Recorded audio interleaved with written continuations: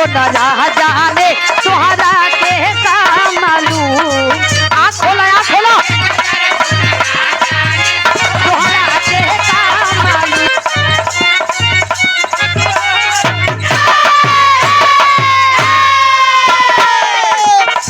अरे आज भर कम से कम जाए दिल होता बुनी बरखा में सब में हरियाल हो। बा रामवीर भैया गुरु जी भी मंच पे आ गई नहीं।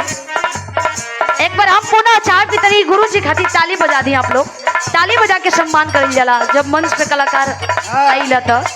अब इसे भी गुरु जी आप लोगों का चहेता है तब तालियों बजाए में सोचत हो जाए। यानी बारिश हो गई बात तब तो हम लोग नहीं खा जाना में हरियाईल भैया। बारिश ना हुई हो अब होइबो ना करी लगत है। भोलेनाथ जी अपन सब बटोर ललन। भगवान कृष्ण जी अच्छा कृष्ण जी अब आवा गीत के संकेत के लिए जौन गीत हमारे मार्केट में गरीब बजाता और कल 1 मिलियन हो जाई रील खाली एक पर। ए बात के हमरा के बहुत खुशी बा और इसरे आप लोगन के जात बा। इसरे हमार सब नौजवान भाई लोगन के और रील्स क्रिएटर लोग के जात बा। का है ई महंगाई के देख के कभी जी लिखलन बा का लिखलन सोना के कदर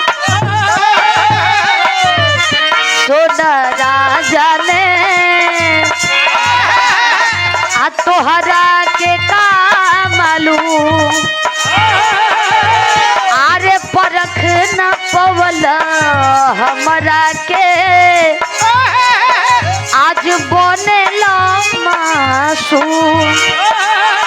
ई गीत के बस 2 लाइन गा के एक लड़का उत्तर प्रदेश भदोही जिला के ज्ञानपुर के रहे वाला एक छोटा बच्चा जिसका नाम शांतनु है वो वायरल हो गया। उसका वॉइस हमको लग रहा है कि 20 मिलियन 30 मिलियन क्रॉस कर रहा है और उसके वॉइस पे भी 3 लाख 4 लाख होने वाला है रील्स। उस पे भी बहुत ज्यादा बन रहा है। उसका भी जिंदगी सेट हो गया का सोना के कदर सोना जाने तुहरा के का मालूम। आँख खोलो आँख खोलो, तुहरा के का मालूम।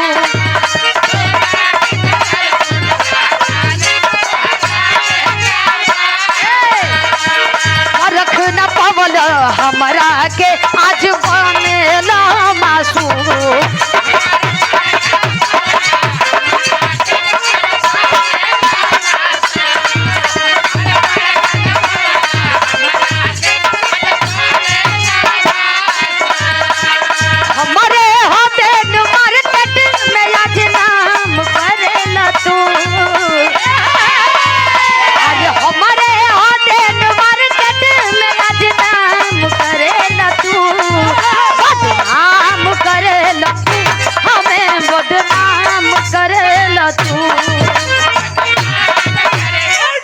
लाइन राजनीतिक लाइन में भी सट जाइए।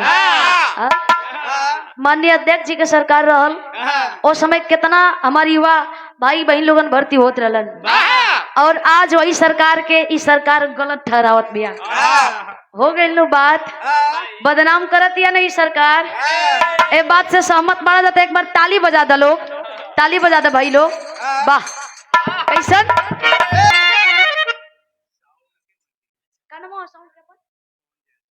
पवन जायसवाल। इस साउंडवा के नाम पवन साउंड है।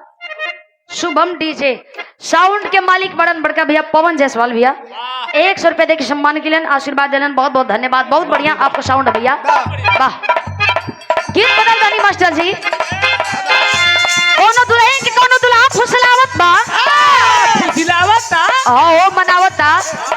अच्छा तो